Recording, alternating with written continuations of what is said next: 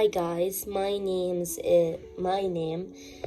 Dania, and this is my first video reading stories thingy. I don't know what you call it. Anyways, so today I'm going to be reading my first. This is the first time I'm reading it, so not the first time I'm reading it, but the first time I'm reading it, recording it. So here it is. Anyways, I'm going to be reading My Hero Academia fanfiction written on Wattpad called Bandages. It's written by Eliza_Evelyn. And yeah, I've read it and I love it so much. So I'm going to read it for you all. It is a My Hero Academia fan fiction, My Hero Academia XYN. It's a female YN, so sorry boys. But this is a girl. Okay, now I'll just read the description of the story that is written here for you all, as it has warning and just the main idea of it. Then I'll start reading chapter 1 today. Okay, I'll start reading the description now. Enough of wasting time, really. So let's start. This story follows YN, a 14-year-old girl with a dark story. As she tries to become a pro hero, YN will replace Deku, and All Might will give one for all to YN.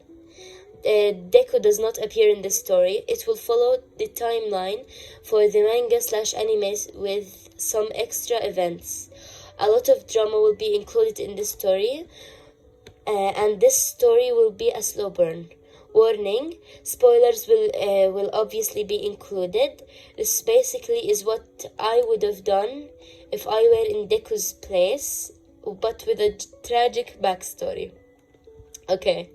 Trigger warning: this story will contain scenes that listeners may find disturbing and or may not be suitable for younger audience, including graphic violence. It's written here, I don't know, okay? Mature language, rape, sexual harassment, attempted suicide, self-harm, mental and physical abuse, bullying, alcoholism, I think I read it correctly, and violence and gore. I will put a trigger warning at every beginning of the chapters. Okay. Disclaimer: I do not own Boku no Hero Academia, My Hero Academia, nor the characters. I do not own any of the songs, of the background songs, nor the art that appears on the screen. This is written by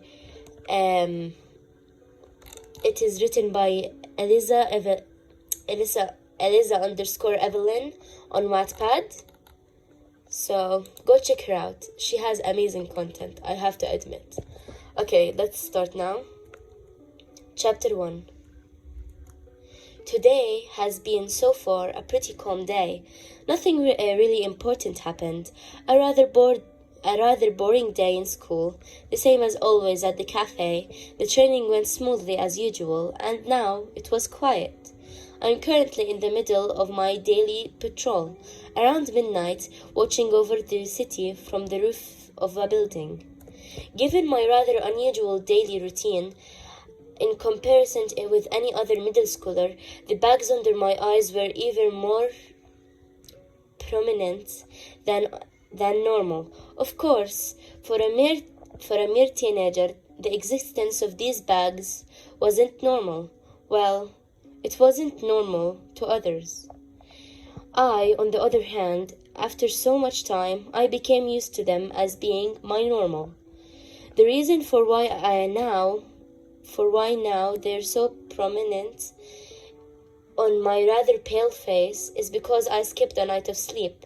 It wasn't something new, something that I've also gotten used to.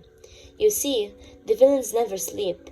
One of the many reasons my patrols are during the night. But last night, a villain decided, probability, without planning without planning ahead, to kidnap a male teenager who was drunk out of his mind. Something stupid and reckless, to roam around the streets of this city in the middle of the night drunk. I was nearby, luckily for the kid, and saw it all happen. Now, something you should know about me is that I'm quirkless, meaning no superpower for me. Unfortunately for me and the villains I fight, I am a very stubborn person. My dream is to become a hero. Being born quirkless didn't exactly help my case. Actually, it was quite the opposite, but I have studied other pro heroes in action. Fighting, you name it. I saw it. From the little burglaries attempts during the night to the humongous villains destroying buildings in their way, desperate to get away. Not a very smart way to escape, if you ask me. And to top it all, I'm working my way to entering the top school for heroes in Japan, UA. It seems like a dream, but I worked so hard to be where I am now, even though they had recently removed the rule that allows only people with quirks to join their hero course. I'm not stupid. There is still a physical exam to pass, alongside a written one, but I'm not worried about that one, and nobody knows what it is. Plus, being a hero, it's harder than it sounds. I would know. After all, that's what I'm trying to do here in the middle of the night. So I trained hard, always pushing my limits far beyond my body's capabilities. Thing that, as you may expect, sometimes ending up causing me some injuries, but it was completely worth it. So even though I was born quirkless and had no particular power of my own, I trained my body and mind to be able to handle all sorts of dangerous situations, so that I can save people. That was it. That's the only reason I'm doing everything I'm doing, that I can help others. Going back on the matter of the drunk teenager, he tried to put up a fight, but the state he was in only made things easier for the villain. He was soon knocked out. Given the situation, my quirk, I specialize in stealth operations and, of course, kidnapping cases for personal reasons. So I let the villain take the kid. Fighting him head-on would be to my disadvantage, and doing it in a back of an alleyway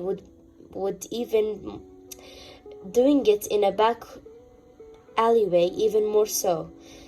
Plus, the kid being unconscious, he wouldn't be able to run, meaning I would have to carry him.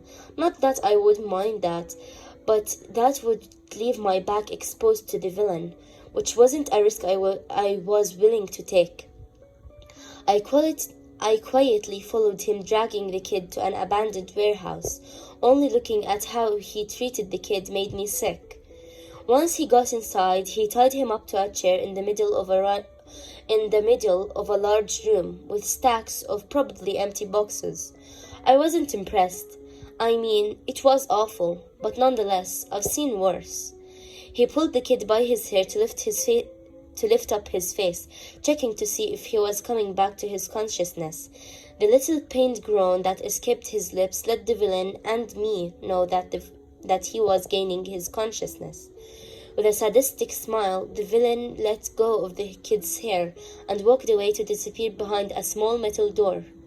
The kid was slowly waking up and coming back to his senses. Seeing where he was, he started to freak out. Naturally, as soon as the villain left, the door closing behind him, I took the opportunity to intervene. I jumped from the broken roof window from where I was watching everything and landed without making a sound in front of the child, a few feet away. I turned to face him, the hood of my cape covering my eyes and almost completely my nose. I gave him a big smile to reassure him and walked a little closer. He didn't say a word, but started to move in his restraints as if he was trying to get away from me. Shh, shh, shh. It's okay. I'm here to save you. I'm going to get you out of here, I whispered with this smile still on my face. He looked confused. Then his face lit up, and tears started to appear in the corner of his eyes. He probably recognized me. "Mystery?" he said.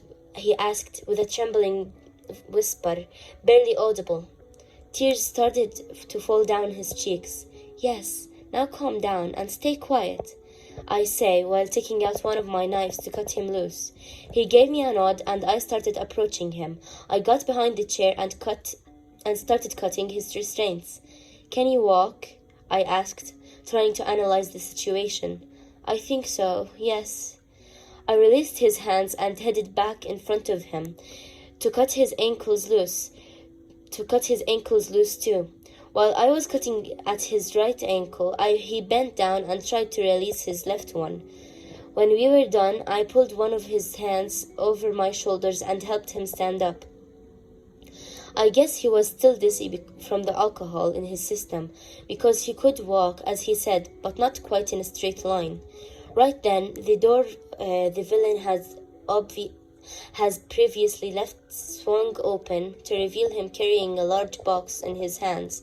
Once again, I felt sick, and anger was starting to build inside of me. I knew better than to let emotions get the better of me. I had more self-control than that. The kid froze, fear clear in his eyes. I looked at him, then at the villain again, not wanting to let him out of my sight. "Hide! I'll find you, I promise," I told him. Pure adrenaline must be pumping through his veins, because he took off running at probably his full speed at the moment, while the villain slowly put down the box he was holding. I watched carefully his every move. When he got back up, the kid was nowhere to be seen. Good, I thought to myself. The villain looked at me, quite bored, analyzing the situation he was in, and let out a deep sigh. "Of course you were bound to show up. What was I thinking?" he asked himself. I was waiting and watching. I never started the fight. He took a few steps to moving towards me. I just stood there and waited, my body tense and ready to move at the slightest sign of danger. "It will be my honor to take you out. You have caused quite the trouble for villains such as myself over the years," he said, and looked at me like he was expecting an answer. I said nothing. Focus was all I could think. You know, any other hero would have started talking, trying to intimidate me or threatened me. Such cocky fools. I guess that's not your case, which makes you even more intimidating, especially with that beautiful smile of yours. I don't respond, and he takes a few steps towards me. I keep my ground. "What? Cat got your tongue?" Another couple of steps towards me. "Don't ignore me. It's rude." "What do you want me to say?" If you surrender now, I'll make sure you'll have a fairly comfortable prison cell." He started laughing, but still moving towards me. "And here I thought you weren't cocky. What a shame. I'll make sure not to mess up too much that pretty face of yours." And with that, he takes off, jumping off the ground and start off with a frontal attack. Rookie mistake. And here I thought this guy is going to cause me serious trouble. I dodged easily and grabbed the wrist of the hand. I grabbed the wrist of the hand that came to punch me, and shaved his whole body against the wall. I hear him gasp for air as the powerful impact of his back with the wall must have pushed all the air out of his lungs. "You're stronger than you look. I guess you aren't number 10 only because of the mystery in your persona." I chuckle a little. "Aw, are you giving up already?" "Are you already giving up? Focus." "No way," he says, getting off the ground to attack me once again with a punch, a frontal attack. Doesn't this guy learn? That doesn't work. I dodged, and he stumbled forward, passing me. I used my foot to kick him in the back. My foot landed between his shoulder blades, and he went face first into the hard, cold ground. He let out a groan in pain, trying to get away. You're the worst type of villain, thinking you can do whatever you want with some poor kids. You make me sick. Before he had a chance to get up and attack again, I put my whole body weight on the foot on his back. With the other, I kick him hard on the back of his head, and his struggling stopped. He was knocked out. Good. I take out some rope from my utility belt and tie his hands and legs together, and then to a pipe nearby. I grab my phone and call the police. The police, what's your emergency? This is Mystery. I knocked out a villain that tried to kidnap and rape a drunk teenager. I gave them the address after they requested it and continued. The kid wasn't injured. I'll take him home. You deal with the villain. Right. 2 officers are on their way right now. Thank you. No problem, I say and hang up the phone. Now, where is that kid? Kid? It's Mystery. It's safe to come out now. Can you hear me? I look around the room, and then I see him standing up from behind a group of boxes. He had dried tears on his face and was shaking violently. With tiny steps, he was walking in my direction. I was walking towards him, and seeing the state he was in, completely in shock, I stretched out my arms, inviting him into a warm hug. His eyes widened, and tears began to form again as he started running into my embrace. I hugged him tightly, my body tensing up from the physical contact, but I tried to ignore that feeling. The kid needs this hug. It's okay. I got you. You're safe now. Thank you, he said in a trembling voice. My pleasure to help. I pull away from the hug, my body starting to relax again. I put my hand on his shoulder and look him in the eye. Okay, take a deep breath and try to calm down. He did as told, and after a few deep breaths, I continued. Good. Now, tell me where you live. I'll take you home. He gives me the address, and I take his hand in mine, holding it tight to give him a bit of comfort, and led the way out of the abandoned warehouse. I heard the sirens from the police cars that were heading that way. Fortunately, his house wasn't that far. In 15 minutes, we arrived at his house. The whole way there, I held his hand, and it was quiet. None of us spoke a word, but at least he has calmed down and now was breathing normally. In front of his house door, I reached to the doorbell and rang it. I waited patiently, listening for any sounds that came from the house. There was a loud thud, and then running footsteps could be heard. The door swung open, and a woman stood in the doorframe with wide eyes. She looked at me, but then her eyes landed on the kid next to me, and she started crying. Hi, Mom, the kid spoke, and the woman started crying even more. I was so worried about you, honey, she said, pulling him into a bear hug. Do you have any idea how late it is? She cried out. I know, Mom. I'm sorry. She pulled away and looked him in the eye. What happened? Why is Mystery bringing you home? She looked at me with the worry in her eyes never fading away. I looked at the kid, and he didn't seem capable of narrating what he went through, so I intervened. Don't be too harsh on him. He had a pretty awful night. How about we go inside and I fill you in while he goes to bed? I'm sure he's really tired by now. I put a hand on his head, and he yawned. Of course. Excuse my rudeness. Please come inside. There's no problem, I reassured the woman as we stepped inside. Can I bring you anything? Some water? Or maybe tea? No, thank you. I turned my head to face the kid. Go to bed and try to get some rest. Right. Okay, thank you. Again. Good night, he said. He turned to his mother and gave her a hug and a kiss on the cheek to make her feel better. Good night, Mom. Good night, honey. I watched as he left the room, leaving just me and his mother in the living room. I turned my gaze on her and saw that she was still looking after her son, and noticed that she started trembling. I sighed quietly and went to her. Even though he went through a traumatic event, he is safe right now. You should try to relax. She, she, she then turned to face me. "He's only safe because of you. Thank you for saving my son." Tears started to fall down her face. "It was my pleasure to help, and I'm glad that he's safe." I then told her everything that happened while she was silently crying. I finished my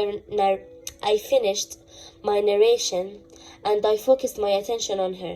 And now she was shaking, and with a trembling hand, she was trying to wipe her tears away. "Thank you so much. I'm so grateful you were there to intervene and save him. Like I said, it was my pleasure to help.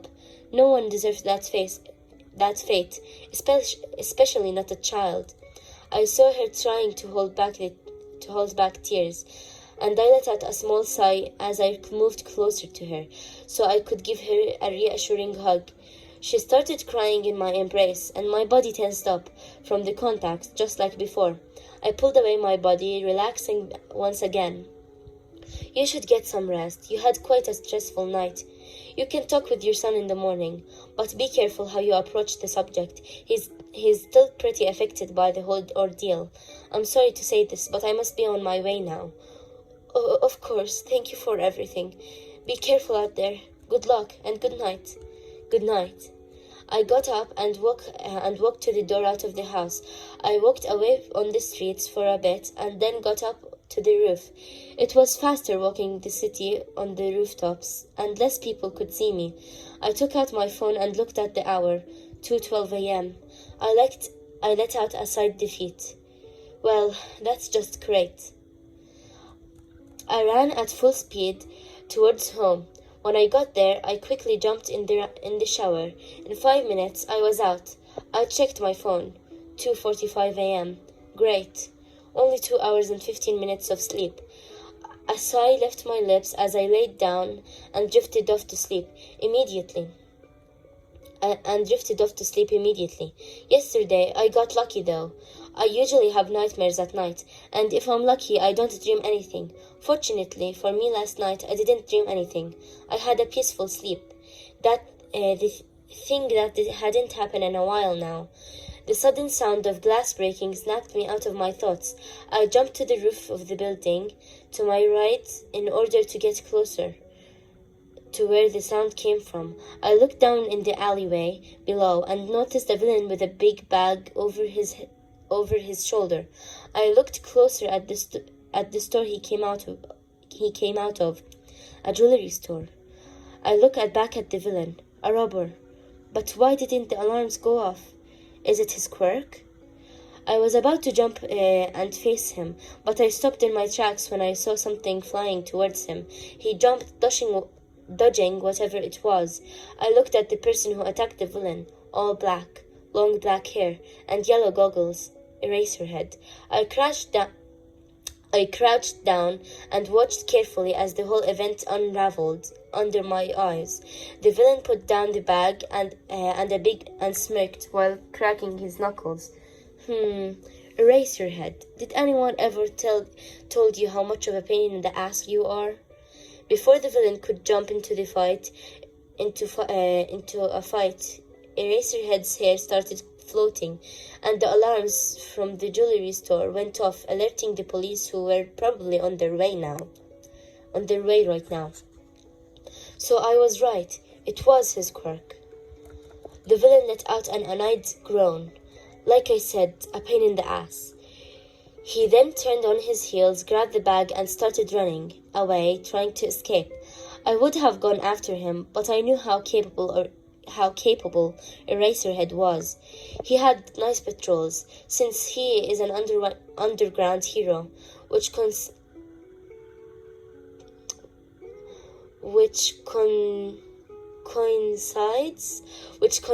with the time I'm on patrol, so I often bumped into him. Well, not literally bumped, but I saw him fight quite a big number of villains by now. Actually, I stayed to watch him fight, and I learned a lot from him. Even though he doesn't know it, I have some of his moves in my fighting style. He's actually a really good fighter, and I was right to believe that he can handle himself.